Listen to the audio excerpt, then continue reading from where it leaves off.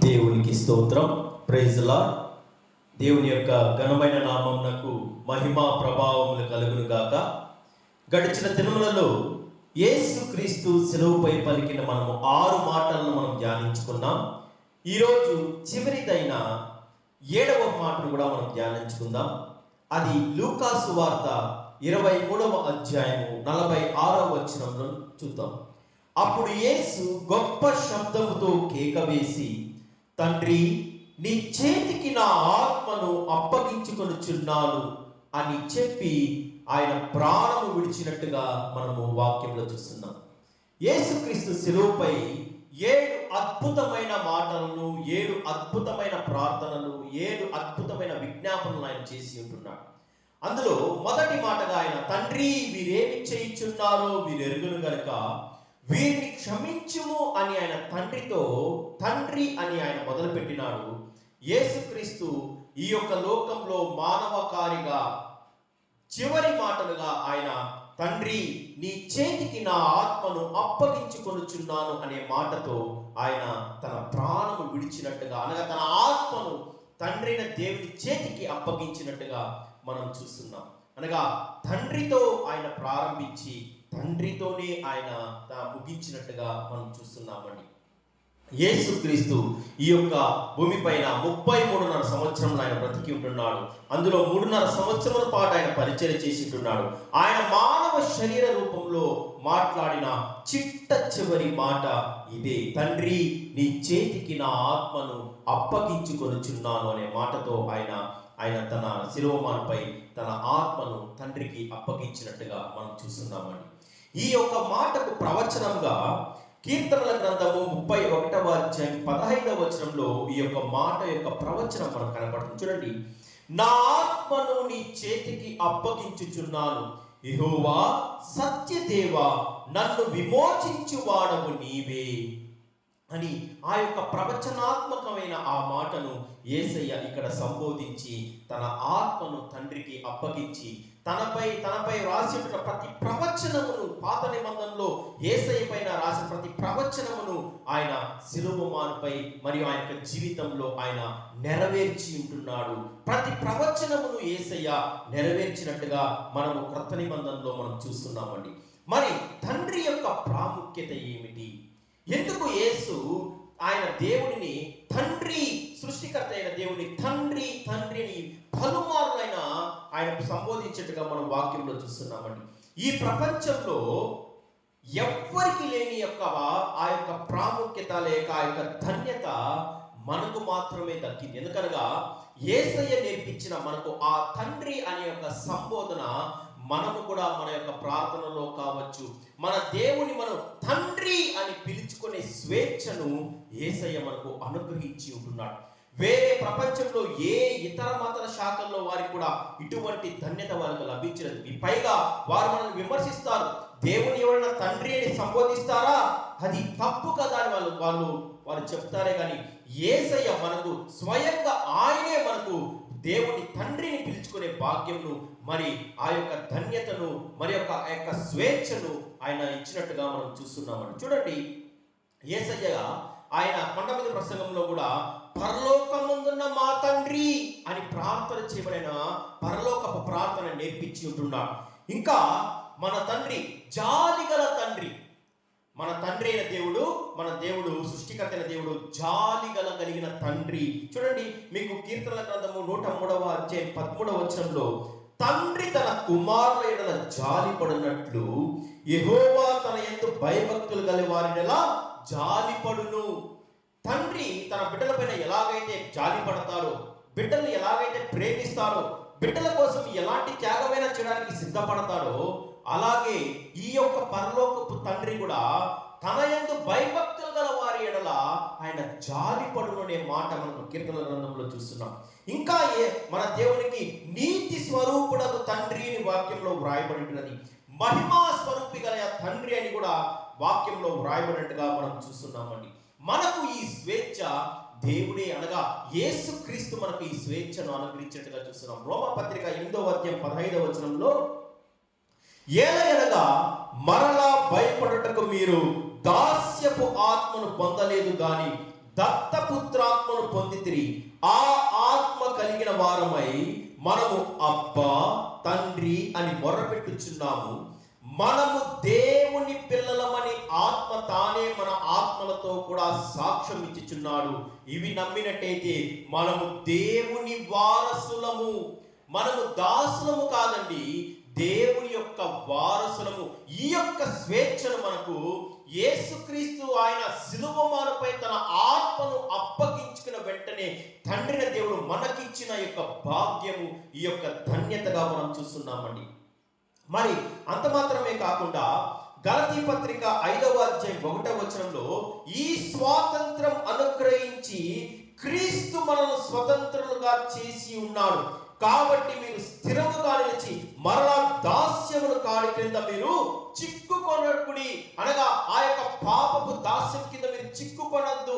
మీకు తండ్రిని పిలుచుకునే భాగ్యము, కుమారుని పిలిపించుకునే యొక్క భాగ్యము తండ్రిని యేసుక్రీస్తు మీకు ఆ స్వాతంత్రాన్ని ఇచ్చినాడు. కాబట్టి మరలా మీరు ఆ స్వాతంత్రమును పోగొట్టుకొని మరలా మీరు యొక్క దాస్యం అనే కాడి క్రింద మీరు చిక్కుకొనకుడి అని మనకు గలతీ పత్రిక 5వ అధ్యాయం 1వ వచనంలో మనం వాక్యంలో చూస్తున్నామండి. మనము దేవునికి మన ఆత్మలను అప్పగించుకొనకుండా సాతానుకు మనం అప్పగించుకొని ఒకవేళ లేదంటే మరలా మనం ఆ దాస్యం క్రింద మనం చిక్కుకున్నట్టయితే మనము నిత్య నాశనంలోనికి వెళ్ళిపోతామండి. 3.5 సంవత్సరముల పాటు యూదా యేసయ్యతో పాటే తిరిగినాడు. యేసయ్య చేసిన ప్రతి అద్భుతమును చూసినాడు. యేసయ్య చేసిన ఆ యొక్క స్వస్థ కార్యాలను చూసినాడు. మరి ఆయనలో ఎందుకు ఆయన మరలా సాతానుకు చిక్కుబడిపోయాడంటే ఆయనలో దేవుని ఆత్మ లేదు. యూదా విశ్వసించలేదు కనుక సాతాను వాడిని పట్టుకొని దేవుని అప్పగించడానికి వాడిని ఒక సాధనంగా వాడుకునిందండి. చూడండి, మీకు యోహాను సువార్త 13వ అధ్యాయం 2వ వచనంలో వారు భోజనము చేయుచుండగా ఆయనను అప్పగింపవలనని సీమోను కుమారుడు ఇస్కరియోతు యూదా హృదయంలో అపవాది అనగా సాతాను ఇంతకు ముందు ఆలోచన పుట్టించి ఉండెను. దేవునితో నడుస్తున్నా కానీ వీడు సాతాను యొక్క క్రియలకు ఆకర్షితుడైపోయినాడు. యూదా చేతిలో ధనసంచి ఉన్న దానిలోని ధనాన్ని వాడు దొంగలిస్తూ వాడు దొంగతనములకు నచ్చకు వచ్చినట్లుగా సాతాను యొక్క క్రియలను వాడు కనపరుస్తూ వాడు అపవాది క్రియలకు వాడు లొంగిపోయినాడు. కాబట్టి యేసయ్యను 30 వెండి నాణాలకు అమ్మివేసి ఆఖరికి నిత్య నాశనంగా నాశన పుత్రుడుగా వాడు అతను పేరు పొందుకున్నాడండి యూదా.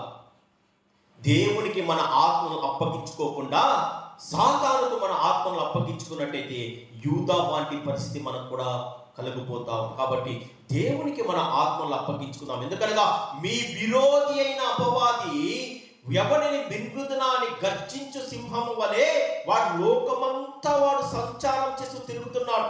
సులువుగా వాడు మనల్ని చిక్కులు పెట్టడానికి, ఆ వాని ఉరుల్లో వాడిని చిక్కించుకోవడానికి మనకు ఉరులు ఒట్టుచున్నాడు. వాడి నుంచి నువ్వు తప్పించుకోవాలన్నా, వారి యొక్క కుతంత్రాలకు నుంచి నువ్వు బయటపడాలన్నా నీలో నాలో ఉండవలసింది దేవుని ఆత్మను కలిగి మనం ఉండవలసిన వారమై ఉంటున్నాము. దేవుని ఆత్మ కలిగిన వారమైతే ఇతరులు మనం క్షమించే స్వభావం కలిగి ఉంటాం, ఇతరులు మనం ఆదుకునే స్వభావం కలిగి ఉంటాం, దేవుని మనం స్తుతించే స్వభావం కలిగి ఉంటాం. చూడండి, మొదటి పేతురు 4వ వాక్యం 19వ వచనంలో కాబట్టి దేవుని చిత్త ప్రకారం బాధపడువారు సత్ప్రవర్తన గలవారై, చూడండి, సత్ప్రవర్తన గలవారై నమ్మకమైన సృష్టికర్తకు తమ ఆత్మలను అప్పగించుకొనవలెను. మనలో దేవుని ఆత్మ కలిగి ఉన్నట్టయితే మనము సత్క్రియలు చేయించు వారమే ఉంటాము. మనలో సాతాను యొక్క ఆత్మను కలిగిన వారమైతే మనము దుష్క్రియలు చేసే వారంగా మిగిలిపోతామని మనకు వాక్యం హెచ్చరిస్తూ ఉన్నది. కాబట్టి మనలో దేవుని ఆత్మ కలిగి మనం జీవించాలి. చూడండి, స్టెఫను యొక్క జీవితం మనందరికీ ఒక గొప్ప ఉదాహరణ అండి. దేవుని ఆత్మ కలిగి ఉన్న యొక్క స్టెఫను ఆయనను హింసించుచున్న వారిని సైతము వీరు ఏం చేయించున్నారో వీరికి తెలియదు, ప్రభువా వీరిని క్షమించు అనే ఒక మాట నేను పలికినట్టుగా మనం చూస్తున్నాం. ఎవరు? అతని రాళ్లతో కొట్టుచున్న వారిని సైతం, అతని హింసించుచున్న వారిని సైతం, అతని శ్రమ పెట్టుచున్న వారిని సైతము క్షమించవలసిందిగా తండ్రిన దేవునికి ఆయన విజ్ఞాపన చేస్తున్నాడు. దీనికి కారణము అతనిలో ఉన్న దేవుని యొక్క ఆత్మనే కారణం అండి. చూడండి, మీకు అపోస్తలుల కార్యములు 7వ అధ్యాయం 59, 60 వచనాల్లో స్టెఫను ప్రభువును గూర్చి మొరపెట్టుచు, యేసు ప్రభువా నా ఆత్మను చేర్చుకొనుమని స్టెఫను పలుకుచుండగా వారు అతనిని రాళ్లతో కొట్టిరి. అతడు మోకాళ్ళలోని, ప్రభువా వారి మీద ఈ పాపము మోపకమని గొప్ప శబ్దముతో పలికెను. ఈ మాట పలికి నిద్రించెను. స్టెఫను అక్కడున్న యూదులతోను పరిసయ్యులతోను యేసుక్రీస్తు యొక్క గొప్పతనమును గురించి, ఆయన యొక్క దైవత్వమును గురించి, మరి పాత నిబంధనలో ఆయన గురించిన వివరములన్నిటిని వారికి వివరిస్తూ, ఇదిగో పరలోకము తెరవబడుటయు, యేసుక్రీస్తు దేవుని యొక్క కుడిపార్శ్వమున ఆయన నిలిచి ఉండుటయు, దేవుని సింహాసనం మీద నిలిచి ఉండుటయు నాకు కనపడుచున్నదని ఎప్పుడైతే స్టెఫను మాట పలికినాడో వాళ్ళందరూ స్టెఫను పైన రాళ్లతో ఆయన పైన దాడి చేసి ఆయన చంపేసినట్టుగా ఆ యొక్క స్టెఫను యొక్క మరణానికి సౌలు కూడా సమ్మతించినట్టుగా మనం అక్కడ వాక్యంలో చూస్తున్నామండి. స్టెఫను యొక్క మరణము సౌలుగా ఉన్నటువంటి ఆ యొక్క కఠినమైన సౌలు పౌలుగా మార్చబడి, మరి అతడు ప్రపంచ ప్రఖ్యాతిగాంచిన సువార్తికుడిగా పౌలు ఆయన మార్చబడ్డాడంటే దానికి స్టెఫను యొక్క రక్తము, అతని యొక్క త్యాగము, అతడు మరి పౌలు ఆ యొక్క క్రియలు చేయడానికి వారికి సహాయపడినదండి. మరి మనము కూడా మన ఆత్మను సాతానుకు అప్పగించకుండా దేవునికి అప్పగించినట్టయితే మనలో కూడా సత్క్రియలు పెరిగి మనం కూడా దేవుని యొక్క రాజ్యానికి వారసులవడానికి, దేవుని యొక్క బిడ్డలుగా వారసులవడానికి మనకు దేవుడు సహాయం చేస్తాడు. మరి ముఖ్యంగా యేసుక్రీస్తు ఎందుకు ఇంతటి త్యాగం ఆయన ఎందుకు చేసినాడు, తన ఆత్మను ఎందుకు దేవునికి అప్పగించినాడు, ఎందుకు ఇలాంటి మరణం పొందినాడంటే మీకు 3 పాయింట్లు నేను మీకు వివరించిన యొక్క వాక్య సందేశాన్ని నేను ముగిస్తాను. అందులో మొట్టమొదటిగా మన అందరినీ నిర్దోషమైన సంఘముగా నిలవబెట్టడానికి క్రీస్తు తన్ను తాను అప్పగించుకొనెను అనే మాట, అనగా తన్ను తాను శిలువ మరణమునకు అప్పగించుకొనెను. మీకు ఎఫెసీ పత్రిక 5వ అధ్యాయం 27వ వచనంలో, అటువలే క్రీస్తు కూడా సంఘమును ప్రేమించి అది కళంకమైనను ముడత అయినను అట్టిది మరి ఏదైనను లేక పరిశుద్ధమైనది గాను నిర్దోషమైనది గాను మహిమ గల సంఘముగాను ఆయన తన ఎదుట నిలవబెట్టుకొనవలనని వాక్యముతో ఉదక స్నానం చేత దానిని పవిత్రపరచి పరిశుద్ధపరచుటకై దాని కొరకు తన్ను తాను అప్పగించుకొనెను. సంఘమును నిర్దోషమైనదిగా, సంఘమును ముడత లేనిదిగా, మరి కలంకము లేనిదిగా, మరి ఎట్టి పాపము లేనిదిగా ఆయన నిలవబెట్టుకోవాలని వాక్యము చేత ఉదక స్నానము చేత ఆయన దాని కొరకు తన్ను తాను అప్పగించుకున్నాడు. సంఘమనగా ఎవరనగా, సంఘమనగా మనమే. సంఘానికి శిరస్సు యేసుక్రీస్తు, సంఘము ఆయన యొక్క శరీరం అనగా మనమందరము సంఘములో ఉన్నటువంటి ఆయన శరీరముగా మనం అర్థం చేసుకోవాలి. అంత మాత్రమే కాకుండా ఎఫెసీయుల పత్రిక 5వ అధ్యాయం 2వ వచనంలో, క్రీస్తు మిమ్మును ప్రేమించి పరిమళ వాసనగా ఉండుటకు మన కొరకు తన్ను తాను దేవునికి అర్పణముగాను బలిగాను అర్పించుకొనెను. కాబట్టి అలాగనే మీరు కూడా ప్రేమ కలిగి నడుచుకొనుడి.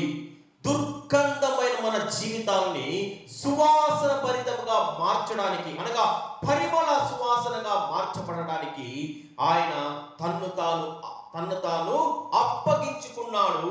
కనుక మీరు కూడా ఇలాంటి ప్రేమ కలిగి మీరు నడుచుకొనుడి అనే మాట చూస్తున్నాము. మన అపరాధముల చేత మనం సచ్చిన వారమై ఉండగా క్రీస్తు తాను చూపిన మహాప్రేమ చేత మనల్ని బ్రతికించి ఉంటున్నాడు.